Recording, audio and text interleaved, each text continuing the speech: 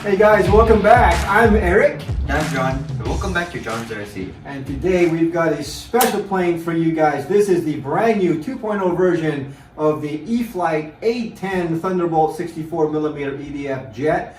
Now, the cool thing is John actually has the 1.0 and he actually has flown it. So John, can you tell us a little bit about your experience with the 1.0 version of this jet?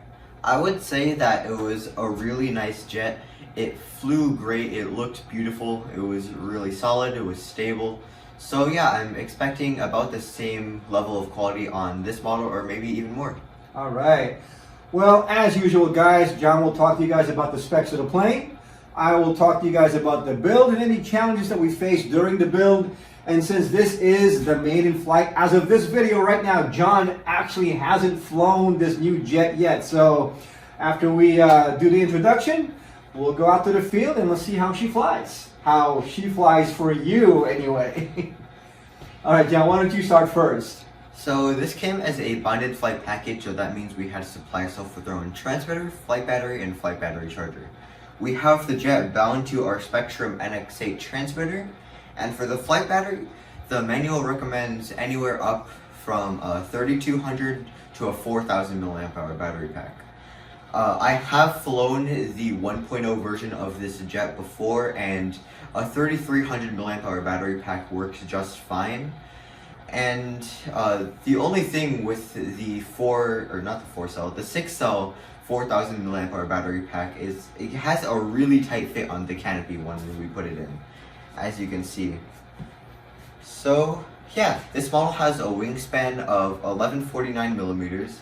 It has a length of 1061 millimeters, and with the flight battery installed, it has a finished weight of around 2300 grams. Like I said, this is the 2.0 version of this model, so let me tell you about the things that they changed. For the ESCs, they switched the ESCs out for dual spectrum smart 40 amp ESCs that are capable of running reverse thrust. They also switched out the receiver from a Spectrum AR636 to a Spectrum AR637 TA receiver. And they upgraded the front landing gear to a metal gear servo so it can handle harder landings easier, and it can also handle Grass takeoffs. Grass takeoffs, yes. Yeah. So yeah, this is a 6-channel model, so that means you're going to get your throttle control, ailerons, rudder, elevator. It comes with flaps and a retractable landing gear.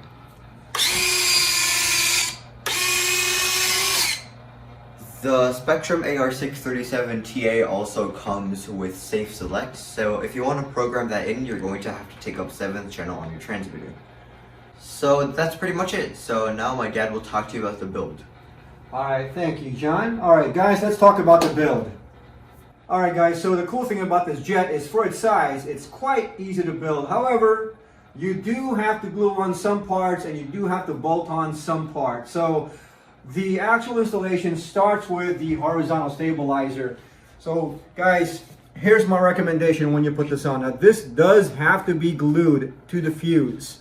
Now you do have to connect the servo wires, the servo cables between the fuse and the actual tail.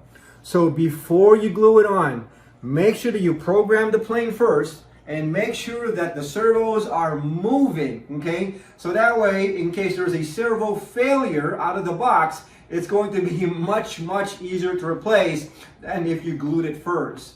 So there are no screws that hold down this tail. It is glued in. Then you focus on the vertical stabilizer, your rudders, okay? Same concept. There are wires at the bottom. You do have to connect the servo wires together from the tail, okay, to the rudder. And please make sure that all of those things, all the servos are working before you glue it down. Once you're convinced and you're happy with the way everything is going, then go ahead and just put medium CA on the rudder, put medium CA on the tail, and then just go ahead and press the two together and it just holds. Again, there's no screws or bolts that holds the horizontal stabilizer or the vertical stabilizer to the fuse. Everything is glued down. Now I did mention you will need to bolt on some parts, and that's the wing. Okay, so why don't we turn this plane over.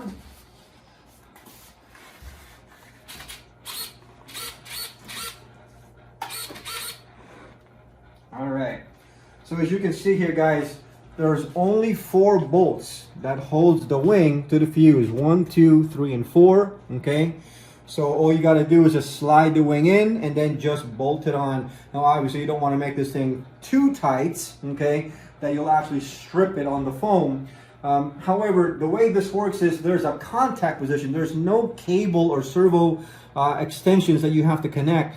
It's like a contact point that makes contact when you press down the wing to the fuse. So you absolutely have to make sure that these things are on tight, or that contact could get loose. Now the reason why they did that contact thing is because it's obviously much easier to remove the wing. You know, if you have a small space in your car, you can remove the wing easily, and then you can just put it, you know, this way with the plane, so it takes up less room. But again, because of that, you got to make sure that these things are bolted snug, but not too snug. Okay, so after you get the plane all built up and installed, then all you got to do now is just put on these optional armaments, so all of these missiles.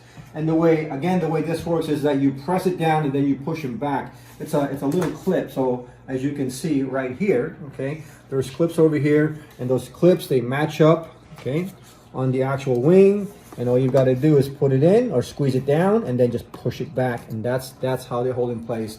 You don't actually have to glue this together. Okay, now I'm going to turn this plane over again.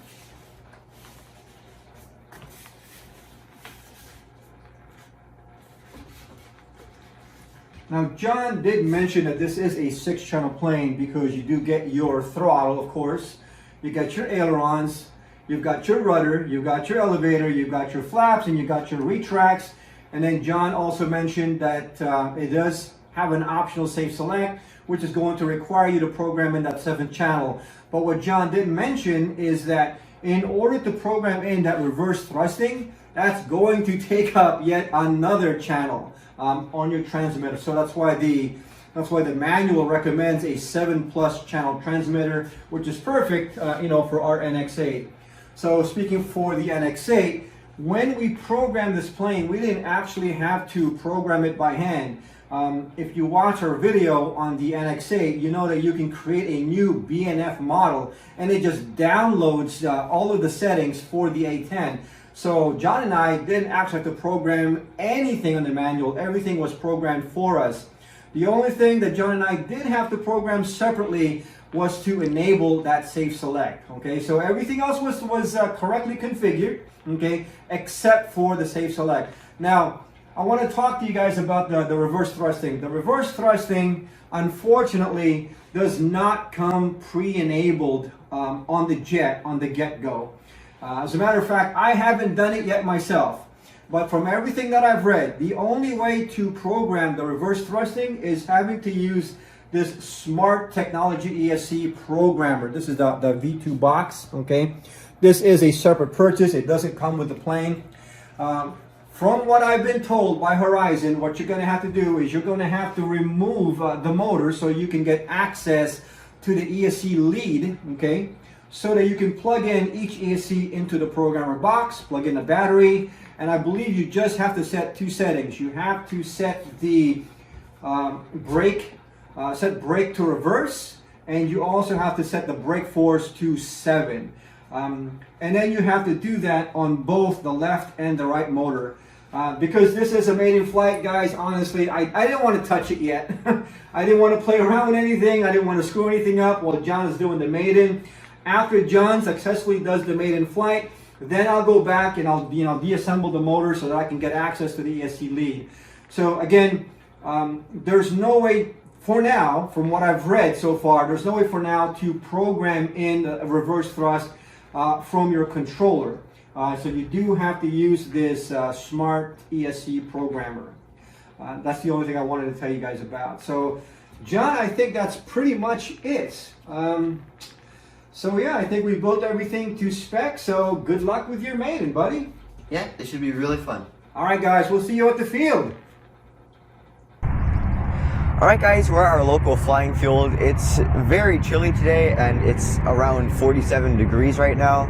But yeah, we have the A-10 all plugged in. We are using the Gen A 6 cell 3300 mAh battery pack.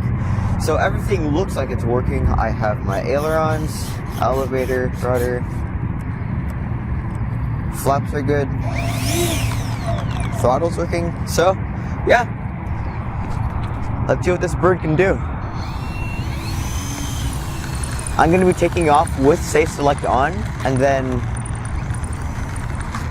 once I get a feel for the plane, I'm going to take it off.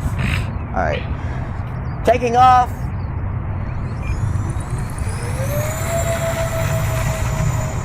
Alright.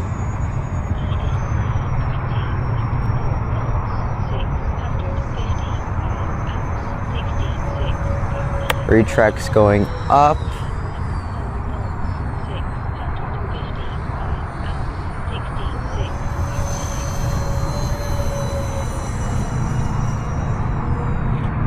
Alright, I'm gonna take off Safe Select so I can do necessary trimming.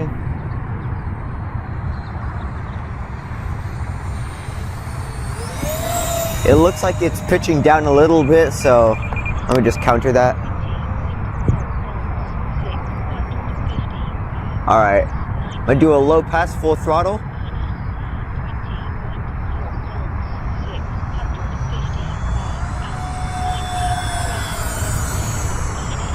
That's so cool.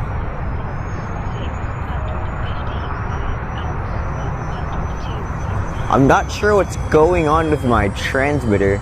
The plane's okay, but I think my transmitter's reading out like telemetry.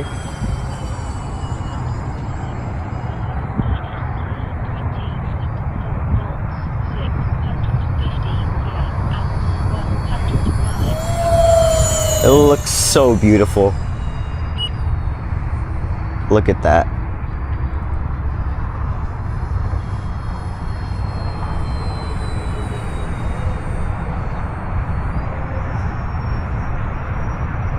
There's no real wind today, so I think I'm gonna be landing right to left.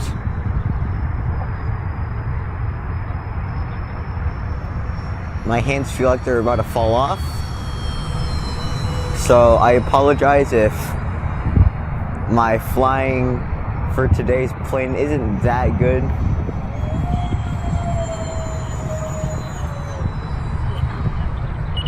It's a beautiful day for this plane though. Alright, I'm gonna start landing. Landing!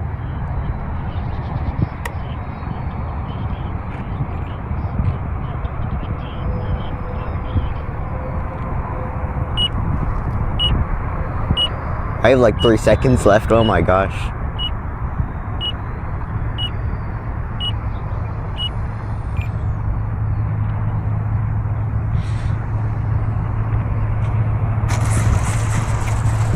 Nice landing.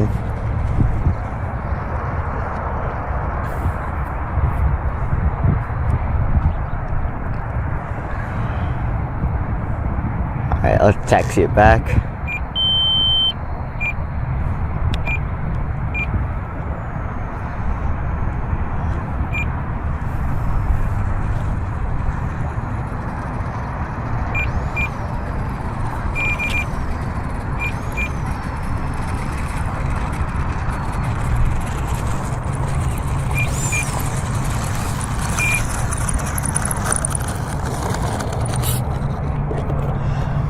Alright, so let me just put my transmitter down here. So that was the flight on the E-flite A-10 64mm EDF jet. It was a great plane. I only had like, I want to say 2 minutes and 30 seconds to fly this because I think the new ESCs drained a bit more battery and we had kind of an underpowered battery. The manual recommended a 4000, but I did say 3200 to 4000.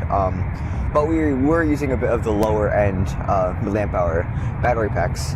So yeah, it was a pretty solid plane. I flew the majority of the flight on Safe Select off, but I was able to do pretty much the basic aerobatics.